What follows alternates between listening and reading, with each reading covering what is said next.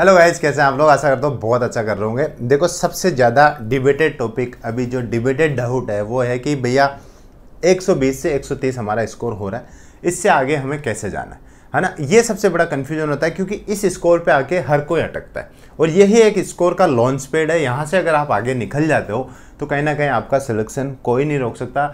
यहाँ से अगर आप अटक गए या डिमोटिवेट हो गए, यहाँ से नीचे चले गए वापस, तो ये है एक ऐसा सिचुएशन पॉइंट है यहाँ के दोनों साइड फेल्योर और सक्सेस छुपी हुई है। इस स्कोर पे अटकने के 2-3 कारण हैं और उनके समाधान क्या है इस वीडियो में डिस्कस करेंगे। देखो, क्विकली चीज़ों को रेपअप करेंगे। आपको एक ऐसी चीज़ बताऊंगा जो कहीं ना कहीं आपको पता है, still your mind is not accepting it कि ये मैं हो सकता हूँ या मेरी गलती ये हो सकती है। क्यों अटकता है 120 या 130 के स्कोर, इसके मैं पहले तो कारण बताता हूँ आपको। पहला नंबर 1 रीज़न क्या होता है, हम जब अपना सिलेबस कंप्लीट कर लेते हैं, उसको रिवाइज करते हैं, तो पहली जो चीज़ें हमने पढ़ ली एक बार और उसको रिवाइज कर लिया एक बार प्रैक्टिस कर ली, ये 3 चीज़ें करने के बाद आपका स्कोर 120-130 आएगा। लेकिन जब दोबारा हम इस चीज़ को करने बैठते हैं तो हमें कहीं ना कहीं ऐसा महसूस होता है कि ये चीज़ तो मैंने कर रखी है। अगर यही मैंने कर रखा है तो कहीं ना कहीं हमें बोरियत आती है, उसको वापस पढ़ने में मज़ा नहीं आता, क्योंकि रिवीजन सबसे टफ टास्क मुझे लगता है। और कहीं ना कहीं हमें ऐसा एहसास होता है कि रिवीजन हम कर रहे हैं टाइमली, बट रिवीजन में सबसे बड़ी मिस्टेक जो जनरली सेलेक्ट नहीं होते वो स्टूडेंट करते हैं, क्योंकि रिवीजन का मतलब होता है आपने जो पढ़ रखा है, जो आपने याद कर रखा है, उसके अलावा कुछ इन्फॉर्मेशन ऐड ऑन करना उसी चीज़ों से जो आपने लिख रखा है। मान लो आपने इन्फॉर्मेशन लिख रखी है 100, रिवीजन का मतलब होता है फर्स्ट डिवीजन में आपने 50 पढ़ी है तो 50 के साथ ऐड ऑन करके अगले बार 70 या 80 इन्फॉर्मेशन आपको आउट ऑफ 100 याद होनी चाहिए, वो होता है रिवीजन। दूसरी मिस्टेक हमारे माइंड में ये होती है कि जब मैंने ये चीज़ें पढ़ के 120 स्कोर मैंने कर लिया, तो अब इन्हीं चीज़ों को दोबारा पढ़ के मेरा 130 या 180 170 नंबर कैसे आएगा, है ना। 130 के 150 से आगे 60 70 80 मॉक में तो इतने स्कोर आ रहे हैं बच्चों के, मेरे इसी इन्फॉर्मेशन से कैसे आएगा। शायद they are studying something else, they are studying something new और समथिंग डिफरेंट। ये वाला अपने माइंड में एक डाउट क्रिएट हो जाता है जो कि जेन्युइन है। सबके माइंड में ये क्रिएट होता है कि यार शायद टॉपर कुछ अलग पढ़ रहा है, something different they are doing.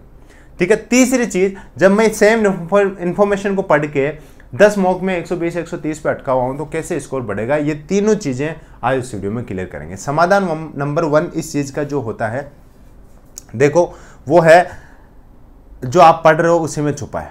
आपने जो एक रीडिंग के बाद, एक रिवीजन, एक प्रैक्टिस के बाद अगर आपने जेन्युइनली ऐसा किया है, उसके बाद अगर आपका 120 स्कोर आ रहा है तो आप बहुत अच्छी पोजीशन में। पहली बात तो ये मान के चलो, हर कोई 120 130 स्कोर नहीं कर पाता है एक रीडिंग एक रिवीजन के बाद। 2 रिवीजन मान लो मैक्सिमम, इसके बाद आपका स्कोर थोड़ा सा अटकेगा, उसके बाद ड्रास्टिकली इंप्रूव होगा। करना क्या है, मैथ्स नोट्स और थ्योरी जो भी आपने पढ़ना है, रीजनिंग नोट्स बना लिए, उसके बाद अपने प्रैक्टिस जो करनी है, मैथ्स में भी प्रैक्टिस भी इंक्लूड कर लो, और इंग्लिश में ग्रामर के रूल्स और जो वोकेब आपकी है, ये चीज़ें आपने अच्छे से कर लेनी है। फिर से रिवीजन इन्हीं का होगा, इन्हीं का रिवीजन ऐसे होगा कि आप हर बार एक रिवीजन में अपने इन्फॉर्मेशन को इम्प्रूव करो। बहुत लोगों से नहीं हो पाता है कि कैसे करें इम्प्रूव, या मेरे पास इतना ही। देखो, पढ़ने का तरीका जो है आपका कहीं ना कहीं ढीला है। अगर आप रिवीजन के बाद आपको नई चीज़ें नहीं मिल रही है, उसमें आपने जो लिख रखा है उसी में नई चीज़ें मिलेगी, वो तब मिलेगी जब आप मॉक टेस्ट लगाओगे ना। मॉक टेस्ट का एनालिसिस के साथ रिवीजन आप जब करने बैठ जाओगे ना, उस दिन मान लो मेंसुरेशन में एक कॉन्सेप्ट है जो आपने पढ़ा, ट्रिगोनोमेट्री में एक कॉन्सेप्ट है जो आपने पढ़ा, मेंसुरेशन में जैसे ट्राइंगल में कोई कॉन्सेप्ट है, आपने पढ़ रखा है पूरा ट्राइंगल, लेकिन जब आप मॉक टेस्ट में ट्राइंगल सोल्व कर रहे हो तो आपका क्वेश्चन गलत हो जा रहा है, क्योंकि जो सारे डिफरेंट पॉसिबिलिटी हो सकती है उस ट्राइंगल के उस प्रॉपर कॉन्सेप्ट के साथ, वो आपको नहीं पता है। वो कब पता चल रही है, जब आप मॉक लगा रहे हो और नया क्वेश्चन आपको उसी कॉन्सेप्ट के बेसिस पे देखने को मिलेगा, तो आपके छक्के उड़ जाते हैं, पता नहीं चल पाता कि कैसे सोल्व होगा। वो तब होगा जब आप एक एक चीज को मतलब टेस्ट कर रहे हो अपने मॉक या क्विज में। जैसे मैंने कोई पढ़ रखा है XYZ इन्फॉर्मेशन, उसको कैसे घुमा के पूछा जा सकता है एग्जाम में, जब तक वो चीजें आपको पता नहीं होगी, उसी एग्जिस्टिंग इन्फॉर्मेशन से नई इन्फॉर्मेशन आपको नहीं निकलेगी, है ना। एग्जिस्टिंग इन्फॉर्मेशन पे लिखा है x इक्वल वो मतलब a equal to b plus c, है ना, ये हमने पढ़ लिया।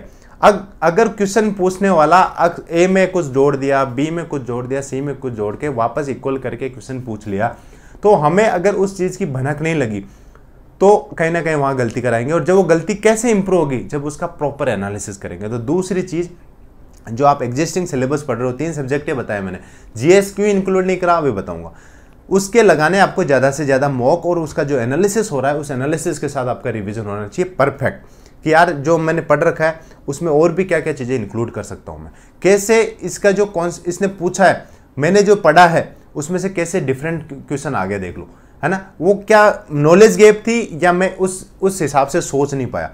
जब उस हिसाब से आपके सारे ऑप्शंस एलिमिनेट हो जाते हैं, सारे कॉन्सेप्ट्स आप कवर कर लेते हो, सारे तरीके कवर कर लेते हो, तो आपका स्कोर यूं इस स्पीड से आगे बढ़ जाएगा। क्योंकि जब भी मॉक लगाने बैठोगे आप, अगर ये वाली चीज़ें आप नहीं करते हो, 120 130 तो आपकी नॉलेज से आ रहा है, नॉलेज से 1-2 तरीके से आ रहा है, नए नए तरीके हर बार कुछ ना कुछ देखने को मिलेगा। एक बार ट्रायंगल ने आपने परफेक्ट कर लिया, अगली बार हो सकता है क्वाड्रिलेटरल पे कुछ नया मिल जाए, हो सकता है ट्रिगोनोमेट्री में कुछ, अलजेब्रा में कुछ नया। जब धीरे धीरे धीरे सारी चीज़ें क्लियर हो जाएगी, तो पहले 35, फिर 40, फिर 45, फिर 50, फिर 60, ऐसे स्कोर बढ़ेगा।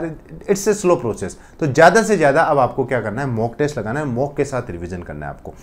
ऐसे मान लो कि सब्जेक्ट वाइज आप रिवीजन कर रहे हो, टॉपिक वाइज आप रिवीजन कर रहे हो, कि मेरा आपने मैथ्स का रिवीजन स्टार्ट कर दिया, तो आज मैं नंबर सिस्टम प्रैक्टिस कर रहा हूँ, कल मैं परसेंटेज, फिर उसके बाद प्रॉफिट लॉस, वो आपका चलता रहना चाहिए। लेकिन जो भी कॉन्सेप्ट आपका मॉक में गलत हो गया, उसका प्रॉपर रिवीजन करो आपको। अब दूसरी चीज़, ज़्यादा से ज़्यादा आपको मॉक लगाना है। मॉक 130 स्कोर उस बंदे का आता है जिसका सिलेबस हो चुका है, प्रैक्टिस एक बार हो चुकी है, उसको अब कुछ नहीं करना है। रिवीजन और मॉक के अलावा कोई तरीका नहीं है। एडिशनल इन्फॉर्मेशन सिर्फ और सिर्फ वो इन्फॉर्मेशन आपको अपने बुक में या अपने नोट्स में ऐड करनी है जो कॉन्सेप्चुअली गलत कर रहे हो आप, या कुछ एब्सर्ड भी क्वेश्चंस आते हैं मॉक में, है ना, वो लिखने की जरूरत नहीं है।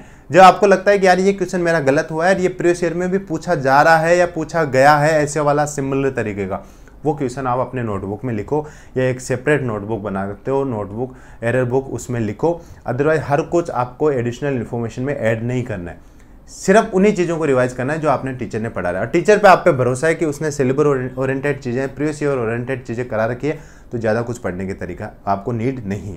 अब रिवीजन करना है, मॉक लगाना है, एनालिसिस करना है। मॉक टेस्ट ज़्यादा से ज़्यादा लगाना है। जिसने अभी तक मॉक नहीं लिया, टेक्स्ट बुक पे जाके मॉक टेस्ट लगा सकते हैं। बहुत ज़्यादा एस्पिरेंट्स वहाँ पे मॉक टेस्ट लगा रहे हैं। मॉक टेस्ट का एनालिसिस भी बहुत इंपॉर्टेंट है, तो एनालिसिस बहुत अच्छा दे रखा है टेक्स्ट बुक ने, और काफ़ी बच्चे वहाँ पे मॉक देते हैं, तो आपको पता भी चलेगा कि एक्चुअल में आपका जो 130 120 नंबर आपको कितनी स्टैंडिंग दे रहा है, कहाँ पे रैंक आपकी आ रही है, और बाकी लोग कितना स्कोर कर रहे हैं। और आप मेरा कूपन कोड यूज़ करेंगे ट्रू, तो उसमें आपको 12% ऑफ भी मिलेगा, तो वो भी टेंशन नहीं है। थोड़ा सा प्राइस भी आपका लो हो जाएगा। जो ऑफिसर फ्यूचर सेल चल रही है, फ्यूचर ऑफिसर सेल, ये वाले आप ज्वाइन करें, और इसमें आप ज़रूर ये ले लें। उसके बाद एक और चीज़ इंपॉर्टेंट मैं बताना चाहूँगा, मॉक सिर्फ ये नहीं है कि भैया ने बोल दिया मॉक लगाओ ज़्यादा, मॉक लगाते रहो, उसके साथ साथ एनालिसिस उसका है वो उस मॉक लगाने से भी ज़्यादा इंपॉर्टेंट है।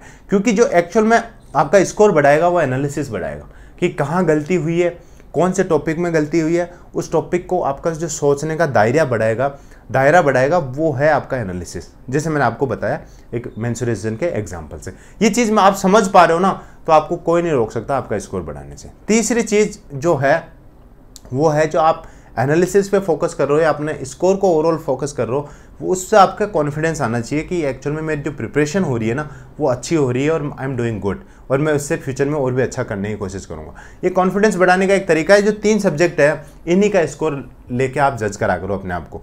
जीएस का स्कोर आप छोड़ दो, मैथ्स, रीजनिंग और इंग्लिश का स्कोर आप जज करो। ट्राई करो कि इनमें आप 45 क्या 90% आप इसमें स्कोर करो, 45 मार्क्स इसमें आप स्कोर करो। इन तीनों का सब्जेक्ट का ओवरऑल आप मार्क्स 130 के आसपास ले आओगे ना, तो आपको कोई नहीं रोक सकता सिलेक्शन से। प्रीलिम्स की बात कर रहा हूँ मैं, अगर मेंस में आएंगे, अगर इसमें प्रीलिम्स में आप ले आते हो, तो इन तीनों का स्कोर से अपने आप को जज करा करो। क्योंकि जीएस जहाँ पे आ जाती है थोड़ा अनप्रेडिक्टेबल होता है, और ओवरऑल स्कोर अपना लो हो जाता है, जिससे अपना सेल्फ स्टीम डाउन हो जाता है। तो इन तीनों में अगर आपके 130 आ रहे हैं, जीएस के आके 30 भी आ जाएँ, 20 भी आ जाएँ, 15 भी आ जाए, वो आपको पता है कि सेपरेटली हम इसका कितना स्कोर कर रहे हो, वो आपके लिए बोनस है। अगर इसमें 130 135 स्कोर कर रहे हो, एक्चुअल प्रीलिम्स में आपके 150 प्लस आएंगे। ठीक है। जीएस आता है, जीएस अनप्रेडिक्टेबल है, अपने जितना इन्फॉर्मेशन आप ऐड कर सकते हो जीएस में उतना कम है, और ज़्यादा से ज़्यादा ट्राई करो एग्जाम रिलेटेड, और थोड़ा सा आप डीप में चीज़ें पूछी जाती है तो डीप में आप पढ़ने की कोशिश करो। ये है एक्चुअल तरीका अपना 130 से 150 प्लस स्कोर करने का। कुछ नहीं है, मॉक लगाना है, एनालिसिस करना है, एनालिसिस में जो एरर है उसके साथ आपको रिवीजन करना है चीज़ों को। सिंपल है, ज़्यादा इधर उधर के भागदौड़ नहीं करनी है, नए क्वेश्चंस के पीछे नहीं भागना है, इंटरनेट से क्वेश्चंस नहीं उठाने, ये दिमाग में नहीं लाना है कि लोग क्या कर रहे हैं, लोग कुछ नहीं कर रहे हैं। जो सिलेक्टेड कैंडिडेट है, जो सिलेक्टेड होकर बैठे हैं, वो यही चीज़ें कर रहे हैं। मैं अपने एक्सपीरियंस के आधार पे आपको ये चीज़ बता रहा हूँ और 100% जेन्युइन चीज़ आपको बता रहा हूँ। ठीक है, this is all in this video guys, thank you, thanks for watching.